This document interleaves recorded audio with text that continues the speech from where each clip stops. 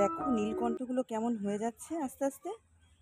কি সুন্দর গাছ ভরে নীলকণ্ঠ ফুল ফুটতো জানো, এখন আর ফুটছে না। এত গরম বলে হয়তো ফুটছে না। দেখো নীলকণ্ঠটা কেমন ছোট ছোট হয়ে রয়েছে, কিন্তু অনেক বড় বড় থোকা থোকা ফুল ফুটে গেছে। এখন আর ফুটছে না, এখন সব ফুলগুলো এরকম কড়ি কড়ি হয়েই থাকছে। আবারও হয়তো বর্ষা নামলে ফুলগুলো খুলে মেলে ফুটবে, বাট এখন তো ফুটছে না। আর দেখো এই যে অ্যানামন্ডা কড়িটা পর্যন্ত শুকিয়ে যাচ্ছে গাছে। কি অবস্থা দেখেছো, কড়িগুলো শুকিয়ে যাচ্ছে গাছে, ফুটছে না ঠিকঠাক করে। এই ফুলটা হচ্ছে অ্যানামন্ডা। এ দেখো জল না পেলে ঠিকঠাক, মানে বৃষ্টি না হলে হয় কতটুকু আর আমি জল দিয়ে পারি। দেখো কড়িগুলো সব শুকিয়ে যাচ্ছে ঠিকঠাক করে। গাছগুলো জল পায় না, মানে আমি যতটুকু দেই অতটুকুই, তার বাইরে এখনও বৃষ্টি হচ্ছে না বলে গাছগুলো কেমন হয়ে যাচ্ছে আস্তে আস্তে। দেখো এই যে একটা ফুল ফুটেছে অ্যানামন্ডা, কোনো কোনো সময় তো প্রচুর ফুল ফোটে। দেখো এই গাছগুলো সবই আমার। এই যে দেখো একটা ফুল ফুটেছে, তোমাদের জুম করে দেখায়। কাবেরি ফুল, কালারটা যা মিষ্টি না, এই ফুলের কালারটা আমার ভীষণ পছন্দ। ওই যে ওটা ওটা ওটা কাবেরি ফুল। আর এই যে এটা হচ্ছে কলকে ফুল, এটা হচ্ছে কলকে ফুল। সবই শিব ঠাকুরের ভালোবাসার ফুল। শিব ঠাকুর খুব পছন্দ করে এই ফুলগুলো, আমি তো ভীষণ ভীষণ ভালোবাসি। দাঁড়াও একটা ছিঁড়ে দেখাই তোমাদের, হাত পৌঁছাচ্ছে না। এই এই যা, এখান থেকে ছিঁড়ি, দাঁড়াও। ইয়া পেয়েছি। এই যে দেখো, এই যে এই গাছের ফুলটা আমার খুব মাঝে মাঝে আমি মাথায় লাগিয়ে ছবিও তুলি। তো hello everyone, good morning and welcome back to my channel Jhuma blogs. তোমরা সবাই কেমন আছো? আশা করি ভালো আছো, আর তোমাদের ভালোবাসায় আমিও ভালো আছি। চলে এসেছি আজ একটা নতুন ব্লগ ভিডিও নিয়ে। তো চলো সারাদিন যা করবো সবই তো তোমাদের সাথে শেয়ার করবো, দেখতে থাকো। কয়েকদিন ধরেই মেশিনে যখন কাচ্ছি বুঝতে পারছি যে জলটা টানছে না। প্রথম প্রথম তো তাও টানছিল, অল্প করে টানছিল না। এখন দেখছি আস্তে আস্তে লাস্ট যখন ধুচ্ছে জামা কাপড়গুলো, মেশিন আর জল টানছে না। এবার কি হয়েছে ব্যাপারটা বুঝতে পারছি না। হাজব্যান্ডকে বললাম মেশিনটা একটু দেখো।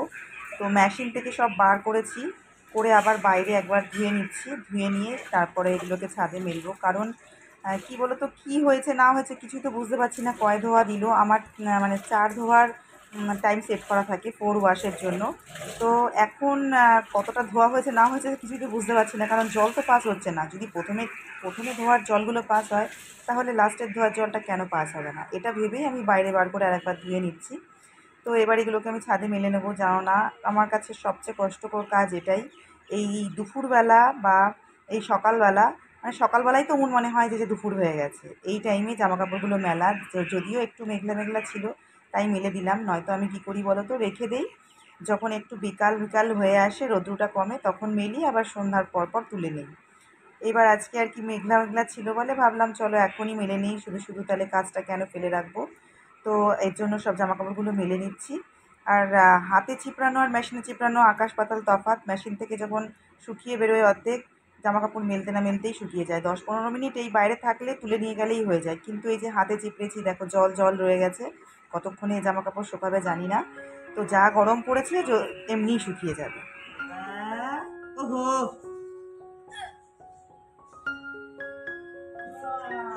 এই দেখতে দে দেখতে দে দেখতে দে, কামাকামি কপি না, কামাকামি কপি না, দেখতে দে দেখতে দে দেখতে দে দেখতে দে দেখতে দে দেখতে দে দেখতে দে দেখতে দে দেখতে দে দেখতে দে দেখতে দে। এইখানটা, এইখানটা ছেড়ে ছাড়, তুই ছাড়।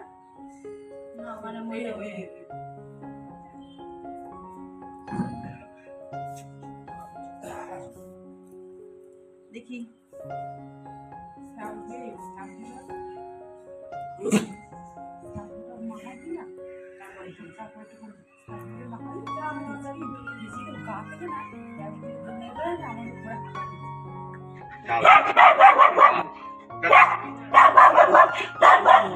চলে আসো চলে আসো চলে আসো চলে আসো।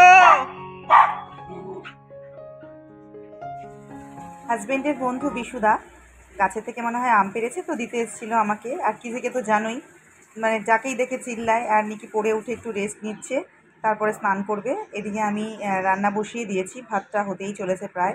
বাটা মাছের ঝাল হবে, মানে ঝোলের মতোই, বেশি ঝোল করব না, ঝোলটাই ঝাল বলছি। আলু পটল দিয়ে, টমেটো দিয়ে, পেঁয়াজ আদা রসুন সব দিয়েই হবে। এদিকে আমি মাছটাকে ভেজে নিচ্ছি। মাছটাকে ধুয়ে ভালো করে হলুদ হলুদ দিয়ে রেডি করার ছিল। মাছটা ভেজে নিয়ে তারপর ঝোলটা করব।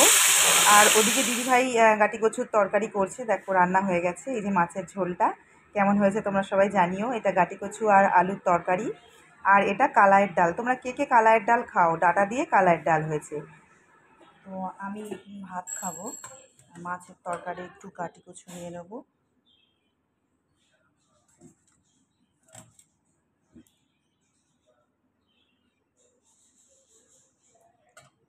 অনেকক্ষণ থেকে খিদে পেয়েছে, বাট এখনো খাইনি, এখন খাবো।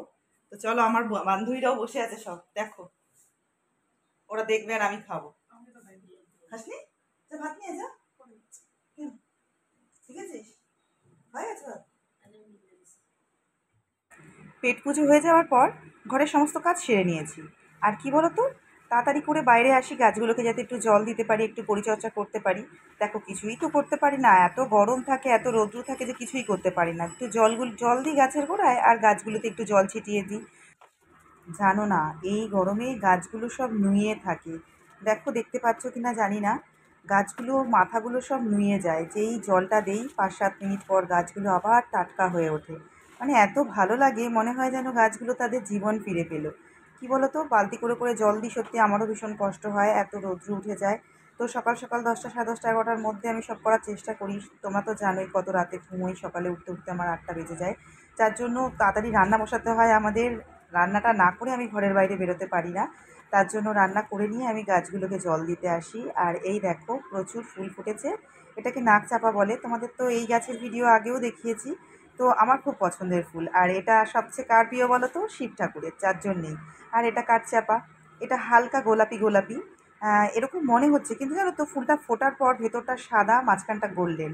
আর এই যে দেখো সবে ফোটা শুরু করেছে। এই যে টাইম ফুলগুলো তোমাদের বলেছিলাম না, আমার কাছে 7-8 রকমের কালার আছে। তো পিঙ্ক কালারটাই বেশি, ওটা থোকা পিঙ্ক, আর এগুলো পেতি আর কি। তো আজকের ভিডিও এতটাই। ভিডিওটাতে কিছু ভালো লাগলে like comment share and subscribe করো। তোমাদের সাথে দেখা হবে আবার নেক্সট ব্লগে। ততক্ষণের জন্য তোমরা সুস্থ থেকো, ভালো থেকো, আর আমার সাথে থেকো। Tata, bye, love you all.